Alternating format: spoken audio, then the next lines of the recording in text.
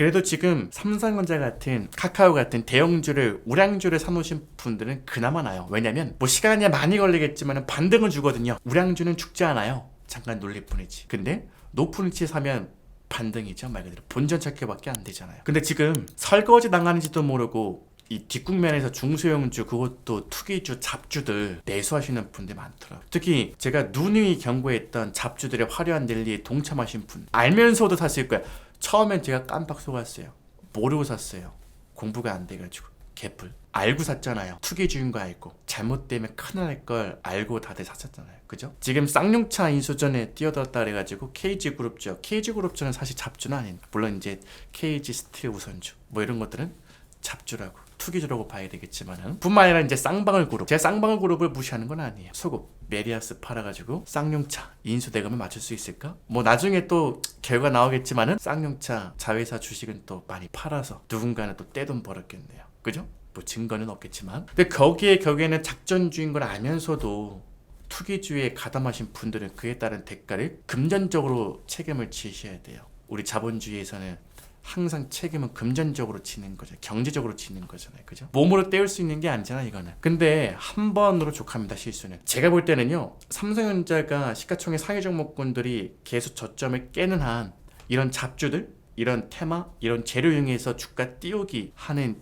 중소형주들 많이 나올 거예요. 이거 구분해야 돼요. 차라리 써먹은 대형주, 우량주 장기 보유하면 뭐 시간은 많이 걸리겠지만 본전은 줄 가능성이 크다고요. 그런데 이런 잡주들은 본전은커녕 관리 종목 지정 및 상장 폐지 사유가 되면 정리매매에서 여러분들 도박판에서 뭐 국밥값이나 하라고 깨평 주잖아요. 깨평 받습니다. 그거 말고는 없어요. 그러니까 여러분들 지금 이 설거지 당하는 종목군들 이거 구분 철저하게 돼요. 여러분들 지금 이거 설거지인가? 맞습니다. 거의 99.9%가 맞아요. 그럼 하면 안 되죠.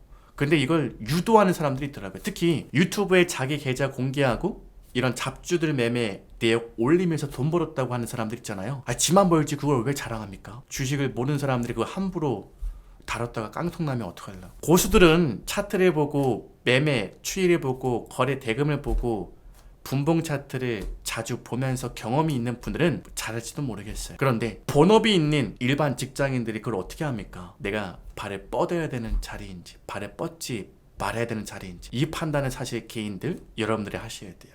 이 판단만 돼도 사실은 깡통이 나 있을 거 없어요.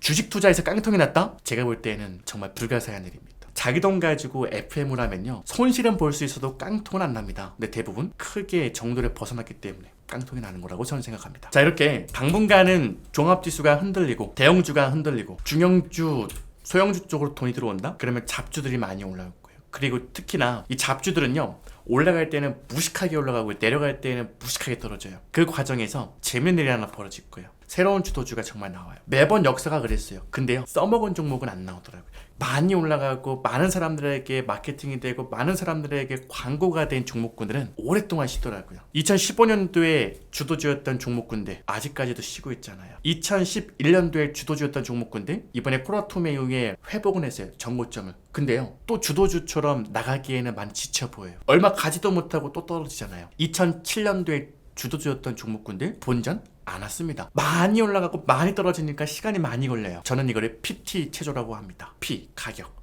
T 기간, 시간 조정. 주가는요, 필요 이상으로, 기대 이상으로, 가치 이상으로 많이 올라가면요 많이 떨어져요. 많이 떨어지면요 회복하는데 시간이 많이 걸려. 이거 꼭 기억하셔야 돼요. 오죽하면 여러분들 88 올림픽 상투 때 종합지수 1000포인트 격리했던 그 주역들 아직까지도 본전 안 준 증권 주식들 많습니다. 건설 주식들 많습니다.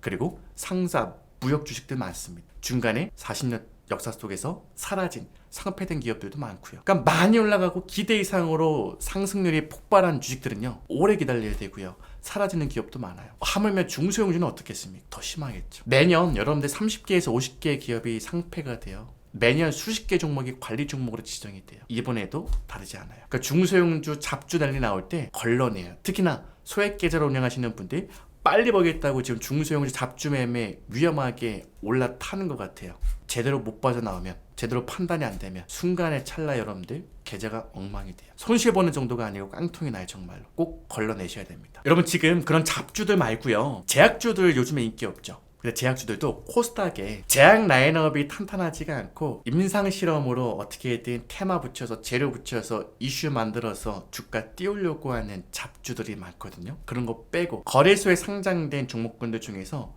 시가총액 3천억에서 5천억 1조 미만 중형 소형 섹터에서 이 오미크론 이슈로 제가 볼 때 감기약도 지금 불티나게 팔린단 말이에요. 실적이 상당히 좋을 거예요. 지금 주가의 위치도 상당히 낮은 종목군들이 있더라고요. 여기 좀 관심 가져보면 어떨까요?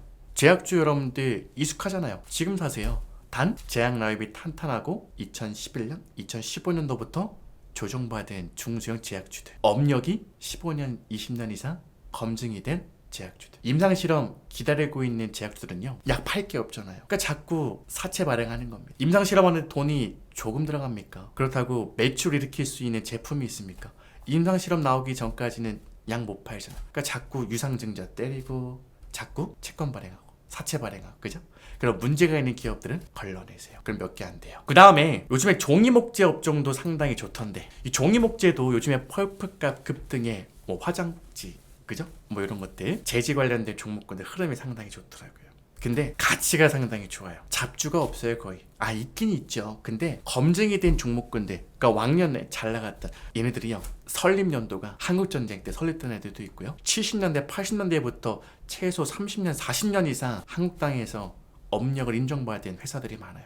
근데 주가의 위치 흐름은요, 그동안 부동산 가치가 있을 텐데 유형자산으로 갖고 있던 땅이 있을 텐데 그 장부 가치가 제대로 반영이 안 된 회사들도 많고요.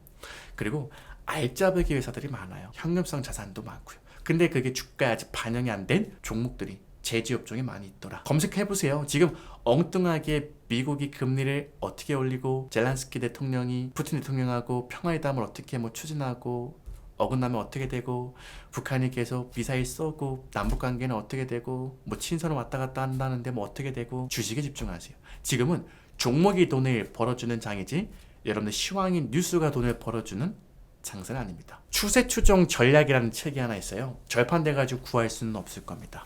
마이클 코벨이라는 사람이 쓴 책인데, 미국에서 아니 한국에서 가치 투자 기본적 분석의 대가 그러면은 워렌 버핏을 얘기 많이 하죠. 일선으로 트레이더, 트레이딩, 기술적 분석, 이런 추세, 시세를 기반으로 매매로 돈을 버는 사람들의 워렌 버핏급이라 그러면 뭐 여러 사람이 있겠지만 마이클 코벨을 얘기를 많이 하는 것 같더라고요. 시장의 마법사라는 책도 뭐 있으니까 구하실 수 있으면 보시고, 제가 마이클 코벨 추세 추종 전략이라는 책을 왜 굳이 지금 얘기하냐면 그 책 내용 속에 이런 내용이 있더라고요. 제가 갑자기 생각이 나서 이야기를 좀 해드리고 싶어서요. 그 트레이더들이요, 기술적 분석가들이 이해할 수 없는 것 중에 하나가, 매번 뉴스를 틀 때마다 거기도 경제 뉴스가 있겠죠? 연준이 금리를 1% 올린다더라, 뭐 1% 내린다더라, 이걸로 지금 당장 마이크로소프트 주식을 사야 되는지 말아야 되는지 판단이 되냐, 이렇게 반문하더라고요. 아니, 금융정책의 변화, 이거에 의해서 마이크로소프트 주식, 그러니까 개별 주식을 사야 되는지 말해야 되는지 판단이 되냐 이거죠.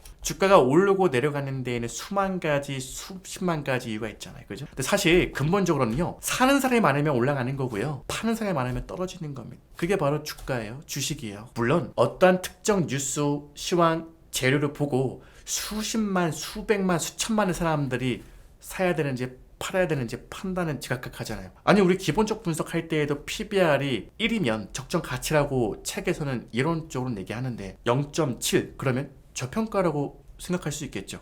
근데 어떤 사람은 야, 이 업황은, 이 업종은 지금까지 해온 흐름, 사이클, 그 다음에 지금까지 벌어들인 이익, 매출, 추이로 봤을 때는 0.3까지는 떨어져 저평가라고 판단할 수 있는, 생각하는 사람들도 있을 거예요. 이해되시나요? 그러니까 제가 아까 사람들이 어떤 뉴스, 시황, 가치, 성장성에 의해서 판단하는 기준들이 다르다는 얘기예요. 근데 많은 분들이 유튜브 순회하면서 어떤 정해진 틀, 규칙, 거기에 따라서 이 주식을 사야 된다, 팔아야 된다, 그게 맞나요? 전 잘 모르겠습니다.